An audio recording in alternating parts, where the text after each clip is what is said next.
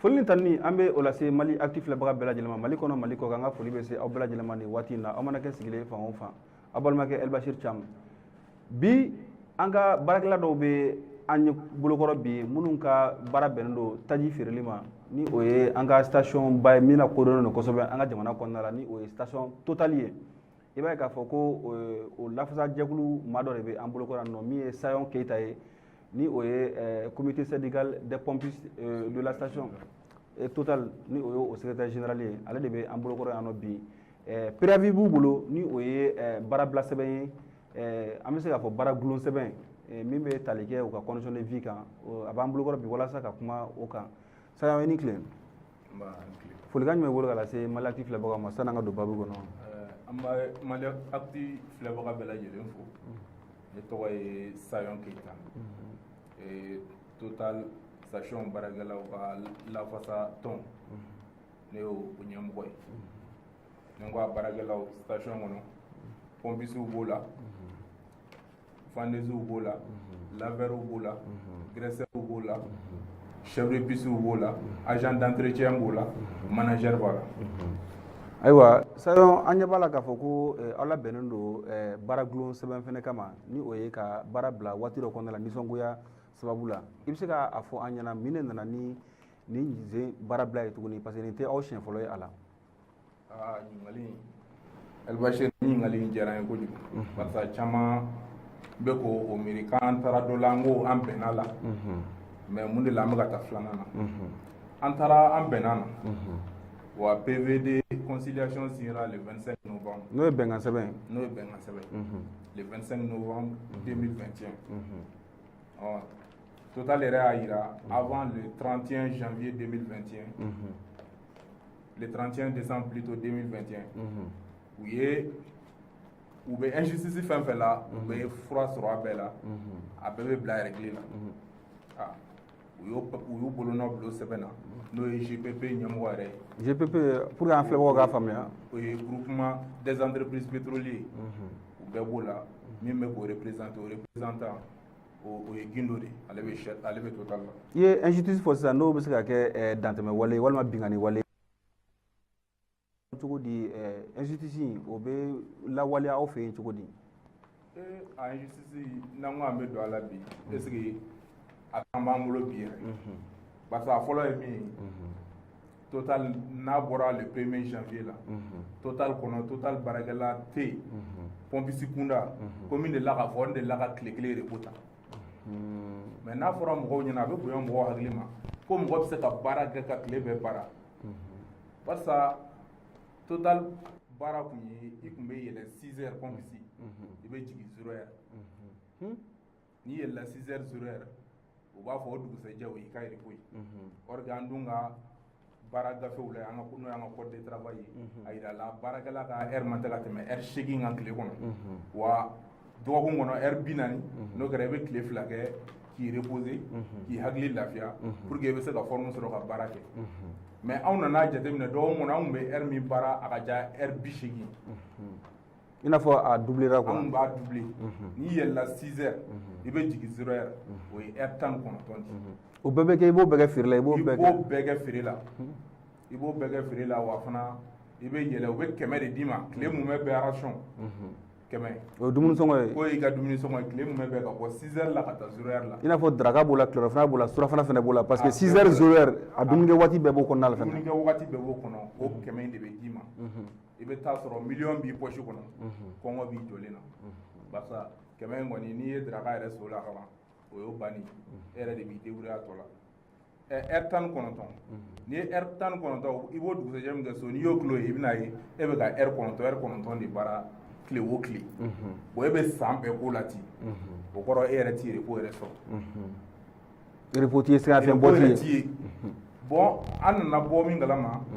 u kɛn bɛ ka gafe dɔ signelen b'u bolo fana n'o ye convention des entreprises pétroliers o signé don mais a bɛ lawaleya direction kɔnɔ a tɛ ka lawaleya station kɔnɔ o bɛ tali kɛ jumɛn kan an k'an ka baara kɛ an ka baara kɛ cogo bɛɛ de b'o kɔnɔ k'a daminɛ station fo direction fo ka yɛlɛ fo cadre hali agent d'entretien a k'an ka baara kɛ cogo min a k'an ka bila condition min na a bɛɛ sɛbɛnnen b'a kɔnɔ papier in sɛbɛnna 2003 2005 réélecteur do kɛra a réélecteur laban kɛra 2010 donc o b'a yira k'a fɔ ko hakɛ minnu bɛ fɔ kɔnɔna la ko baarakɛla kan ka baara kɛ hakɛ min kɔnɔna la o bɛ lawaleya ɲɛmɔgɔyaso la nka aw minnu bɛ tɛmɛ fɛ aw t'o hakɛ sɔrɔ de wa. an tɛ a kelen sɔrɔ a fɔlɔ ye min n'an ko avantage de don baarakɛla yɛrɛ mɔnen mun a fɛn fɛn a dabɔra baarakɛla ka lafiya kama n'o ye a fɔlɔ-fɔlɔ ye heure 40 ko dɔgɔkun kɔnɔ an man tɛ ka tɛmɛ heure 40 kan ou bien n'i tɛmɛna heure 40 kan i ye heure min baara o wari ka d'i ma n'o ye faranga baara ye o ye faranga baara ye anw nana ye dɔgɔkun kɔnɔ anw bɛ heure 80 baara faranga baara ti d'aw ma wa i tɛ se k'a kuma yɛrɛ fɔ wa jour férié ko t'a la foyi hali jour férié don i bɛna baara kɛ a tɛ sara i ye. a mɔgɔw dun bɛ aw la bɛnko ɲuman ye station ninnu na fini bilenman b'aw kan na pantalon cɛ ɲuman ni jɛlen bɛ aw kan na samara ɲuman bɛ aw sen na mɔgɔw bɛ a fɔ k'a fɔ ko nin baara in ka di dɛ est ce que an tɛ fɛɛrɛ kɛ an fana ka se ka na yan nɔ wa. LBG u ye maa fɛn fɛn bɛ baara in na a bɛɛ sɔrɔla ten a b'i ɲɛna i mana na don la moindre des choses ninnu kɔni ninnu ye multinationaux ye n nana an ka jamana kɔnɔ la moindre des choses u kɔni u b'u jamana sariya u b'a bato barisa u t'u ka jamana kan mais ninnu yɛrɛ ta ka jugu ni an ka société yɛrɛ ye société bɛ Mali kɔnɔ pétrole kunda olu ka sara ka ca Total ta ye olu ka sara ka ca Total ta ye. sanni an ka taa yɔrɔ jan yɛrɛ fana o ko la i b'a ye k'a fɔ ko maa dɔw bɛ a fɔ ko Total ko Faransi ka station de don Faransi ka hɛrɛ de bɛ a kɔnɔna la hali n'a sɔrɔ n'an b'a mɛn sira wɛrɛw fana fɛ k'a fɔ ko certes Faransi ta ye a tɔgɔ ye i n'a fɔ Total ye mais ko jagokun min b'a kɔnɔna la ko o ye maliyɛnw yɛrɛ ka jagokun ye yalima o kuma ninnu bɛ cogo di aw ka yɔrɔ la. Total Mali ka entreprise tɛ c'est une entreprise multinationale n'i ye multinationale fɔlen ye mɔgɔw kuma ka entreprise kan c'est k'o tɛ faso ta ye wa mɔgɔw bɛ ka ɲinɛ min kɔ Total station min bɛ Total bolo Mali la o station tɛ yen o mɔgɔ tɛ yen a station n t'a dɔn n bɛna ɲɛfɔ cogo min Total station ka ca ni Mali station bɛɛ kelen-kelen na i n'a fɔ n'i nana Orix kunda i nana Shell kunda Total nombre de station bɛ Total bolo a ka ca ni bɛɛ ta ye o b'a yira k'a ka sɔrɔ fɛn bɛ sɔn ka bon bɛɛ ta ye fɛnɛ a ka ca bɛɛ ta ye o ma dogo mɔgɔ si la parce que n'i ye Total yɛrɛ station na ye bi dɔɔnin de b'a jɛ Total station 80 na Mali kɔnɔ bi o tɛ batara miliyɔn ye don o don dɛ walima kalo la dɛ. miliyɔn kɔni tile o tile kɔni anw yɛrɛ ka jateminɛ na tile o tile barisa bi station bɛɛ b'an bolo anw yɛrɛ ka jateminɛ na wa an ye bɛɛ ka feere recenser tile o tile Total ka feere a dɔgɔyalen tɛ jigin miliyɔn 300 duguma o ye tile o tile o ye don o don ye o ye don o don ye samedi ko t'a la dimanche ko t'a la samedi ko t'a la dimanche ko t'a la a filanan ye min ye Total bɛ tɔnɔ min sɔrɔ n'o ye bénéfice ye san kɔnɔ an nana ye an ma se k'o calculer mais an nana ye miliyari caman wa Total bɛ bénéfice min sɔrɔ i bɛ banque ta 100 sara la i bɛ taa sɔrɔ banque 100 sara la i bɛ taa sɔrɔ banque tila t'a sɔrɔ banque min yɛrɛ ye wari jabala ye min ye wari jabala f'olu b'a juru don mɔgɔ la mais Total ka sɔrɔ ka bon n'u ta ye mais avec tout ça n'i donna Total station kɔnɔ ni pompiste sara fɔra i ɲɛna ni pompiste sara fɔra i ɲɛna ou bien vendeuse ou bien mobili ko la ou bien agent d'entretien n'olu sara fɔra i ɲɛna ani chef de bus ni manager a i b'a fɔ ko ayi k'u bɛ ka nkalon da Total la. donc ça fait maa minnu yɛrɛ bɛ ka sababu ye ka baara kɛ walasa ni nafoloba in bɛɛ bɛ sɔrɔ olu yɛrɛ saralen tɛ ka ɲa nafolo in sɔrɔli la wa. n ko o de nana an yɛrɛ dabali ban an yɛrɛ k'u ma n ko anw ka grève u bɛ ka a balo yɛrɛ la an yɛrɛ bolo ni aw kun kan ka sigi ni nin i tɛ se ka so jɔ ka sɔrɔ i ma sopassement ɲuman k'a la ni sopassement ɲuman ma k'a la tôt ou tard i yɛrɛ b'a dɔn i kɔni ka sigi ni ko dɔ ye ko sopassement yɛrɛ ye mun ye n'aw y'olu kɛ bolo kɔfɛ fɛn ye k'a fɔ u yɛrɛ ka kuma u b'a yira anw tɛ baara kɛ Total bolo o kɔrɔ u b'o de fɔ k'anw tɛ baara kɛ Total bolo dɛ o kɔrɔ an bɛ Total fini da o kan na anw bɛ gérant de bolo o y'a jumɛn u b'o de fɔ u Total bɛ gérant min bila station kɔnɔ k'anw bɛ baara k'o de bolo donc o ni Total ɲɛmɔgɔyaso fana tɛ kelen ye wa. o ni Total ɲɛmɔgɔyaso mɔgɔw de bɛ gérant bila yen an dun bɛna Total la don min na a bɛ fɔ ko Total de bɛ ka pompiste recruter a tɛ fɔ ko gérant tɛ ka gérant bɛ ka pompiste recruter e bɛ t'i ka dossier bila n'o kan de ye i bɛ na u b'i bila bureau de placement na bureau de placement b'i ta dɔɔni a bɛ fɔ ko i bɛ bila gérant ka compte la gérant de b'i sara gérant de b'i sara gérant ta ye k'i sara tenue min b'e la Total tenue don logo min b'e la Total logo don i bɛ station kɔnɔ gérant tɔgɔ t'a kan an ko nin fana ye mun système ye k'aw débarrasser ka bɔ mɔgɔw la pour que ka a tigi ka fɛn bila dɔ kan pour que n'o kɛra aw bɛ lafiya or que gérant b'i gɛn cogo min na Total direction mɔgɔw yɛrɛ bɛ tila k'i gɛn ten a bɛ n'i sɔrɔ ko dɔ la u bɛ n'i sɔrɔ ko dɔ la soit sabara t'i sen na ou bien fugulan t'i sen na ou bien i senkolo jara y'i sigi u b'a fɔ gérant k'a fɔ e ka taa so. Donc ça fait 6 heures fo 0 heures i man kan tɛ ka sigi fɛnɛ quoi. 6 heures fo 0 heures sigili tɛ baara in kɔnɔ mais an ka grève fɔlɔ an ye grève fɔlɔ min kɛ an bɛ se k'a fɔ an b'o nafa dɔ kɔnɔ bi n'o ye air ko ye bi kɔni air ko kɔni o respectera an bɛ don min na ko bi air 40 bɛɛ b'o sɔrɔ Total kɔnɔ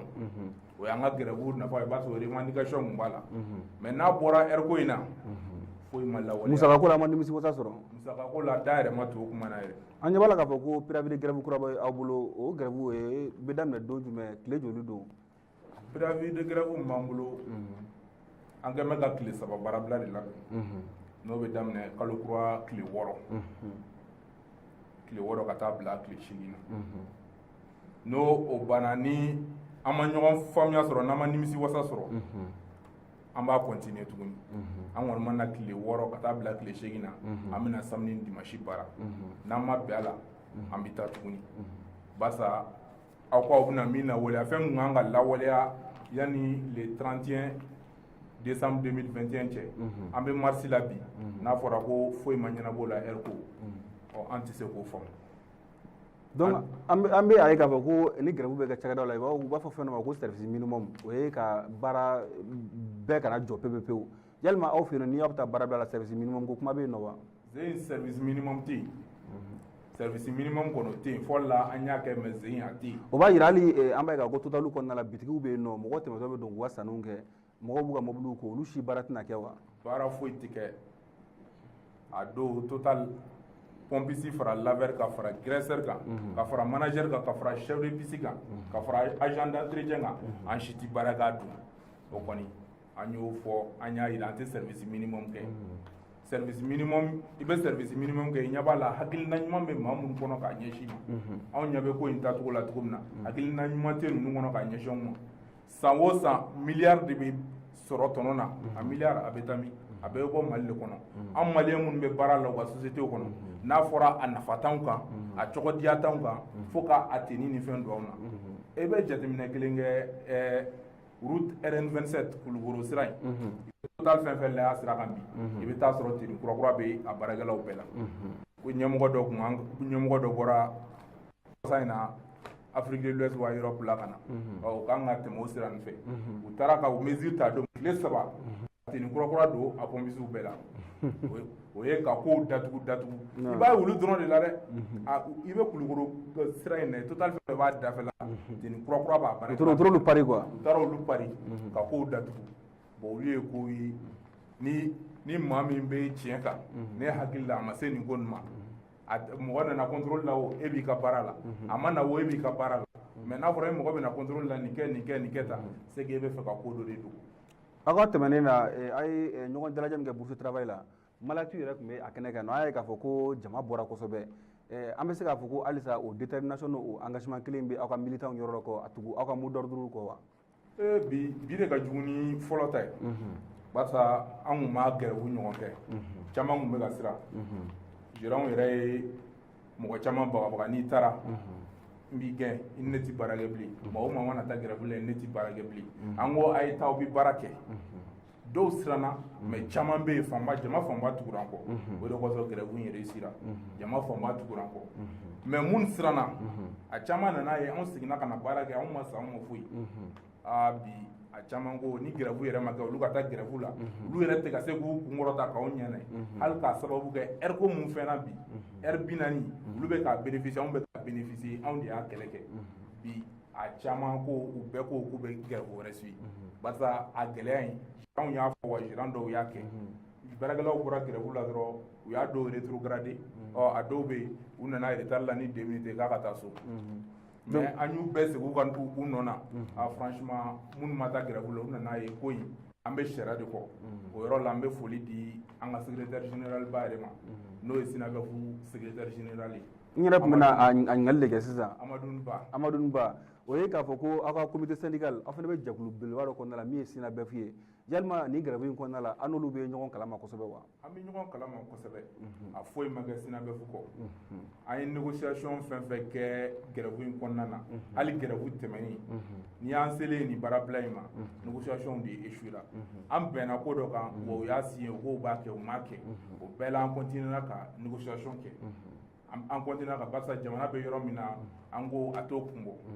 an ka temps d'u ma halisa parce que ko dɔ don fɛn dɔ don a lili dunni mɛnna san 20 nin kɔ fɛn min bɛ sen na n'a fɔra tile kelen ko k'o bɛɛ yɛlɛma an ko a bɛ temps ta an ye kalo 3 bɛɛ kɛ an bɛ négociation na an t'u wele ka na an yɔrɔ dɛ anw yɛrɛ bɛ déplacer an bɛ taa direction na wa a bɛɛ la Amadou Ba bɛ tugu an kɔ a yɛrɛ y'o f'u ɲɛna anw bɛ yan k'olu bɛ yan u ka fɛɛrɛ kɛ an ka ɲɔgɔn sɔrɔ yɔrɔ dɔ la pour que bɛɛ bɛ se ka lafiya bɛɛ bɛ se k'i ta sɔrɔ fɛn in na cogo min na. An bɛ mɔgɔ hakili jigin k'a fɔ ko n'i y'a mɛn ko SYNABEF o fana ye syndicat jɛkulu belebeleba ye hali an ka banque n'o o ye an ka waribon ye olu bɛ syndicat lafasali tɔn min kɔnɔna la i b'a ye k'a fɔ ko comité syndical des travailleurs de station Total olu fana bɛ o jɛkuluba in fana kɔnɔna la k'a yira mɔgɔw la k'a fɔ ko nin ye an balimakɛ dɔ ye an kɛrɛfɛ yan nɔ a yɛrɛ y'a ka kɔrɔfɔ lamɛn k'a yira k'a fɔ u bɛ ka baara kɛ entreprise min na Mali ta tɛ maliyɛn ta tɛ nafa minnu bɛ sɔrɔ a kɔnɔna la fana a nafa a ka dɔgɔ Mali bɛ min sɔrɔ a la a nafa a ka dɔgɔ maliyɛnw yɛrɛ minnu bɛ baara kɛ olu bɛ min sɔrɔ a la wari bɛ ka sɔrɔ jamana in kɔnɔ ka tila ka bɔ ka taa jamana yɛrɛ fana kɔ kan n'a ma ɲɛ an bɛ don min na ko bi Mali kura ko a baaraw bolodalen don est ce que a man kan an ka an kɔfilɛ an ka maliyɛn minnu fana bɛ ka baara kɛ cakɛda yɔrɔ la minnu tɛ an ka jamana cakɛdaw ye parce que denbayatigiw don jamana jigiw fana don u fana ka se ka siniɲɛsigi u fana ka se k'a dilan u ka baara kɔnɔna la o yɛrɛ bɛɛ na kɛ sababu ye ka dɔ bɔ hali insécurité la parce que i b'a ye maa caman kɛlen don ka jigiya sɔrɔ nin pompisiya baara nin vendeusiya baara fo ka taa se graissage ni lavage mɔgɔ caman kɛlen don ka jigiya sɔrɔ a kɔnɔna la o bɛ dɔ bɔ kojugukɛlaw yɛrɛ la an ka sigidaw la a ka kan jamana ɲɛmɔgɔw fana ka se ka hakili to o maaw fana la Sayon an ka babu bɛ ka se a kuncɛyɔrɔ la kuma kuncɛ kuma jumɛn b'i bolo ka lase an filɛbagaw ma? Kuma laban min bɛ ne bolo n b'o ɲɛsin surtout an ka clients de ma an b'o ɲɛsin an ka clients de ma ni n ko clients minnu bɛ sanni k'an bolo franchement an n'olu de donna ɲɔgɔn na an n'olu de donna ɲɔgɔn na u bɛ na u bɛ sanni kɛ mais caman bɛ yen u t'an ka gɛlɛya kalama anw yɛrɛ b'o dɔn mais an fana b'a dɔn u nakun y'u ka fara a ma s'anw ka o f'u ɲɛna u nakun ye u ka sanni ye anw fana b'o d'u ma nimisi wasa la cogo min an b'o d'u ma ten an bɛ fɛ k'a yir'u la dɔrɔn u k'an faamu an bɛ ka baara bila an ka ko lajɛn tɛ k'a fɔ an bɛ baara bila an bɛna baara bila min kɛ wa a bɛna tigɛ an ka sara la de a bɛna tigɛ an ka sara la sabu sara min man ca an ka kɔrɔ baara bila fana bɛna kɛ sababu ka dɔ bɔ fana la o ye sariya o t'an tɔɔrɔ wa a tɛna an tɔɔrɔ yɛrɛ ka da kun min kan sara yɛrɛ kalo yɛrɛ mun bɛ i ka sara tɛ fɛn ɲɛ i ye kuma tɛ tile 3 tile 6 tigɛlen a la raison pour laquelle a tɛna n'an tɔɔrɔ barisa gɛlɛya in bɛ yɔrɔ min na bi n'a ma ɲɛ an bɛ transition na il est temps que an ka kow bɛɛ bila an ka points bɛɛ bila i sanfɛ pour que an ka Mali kura an ka bila en marche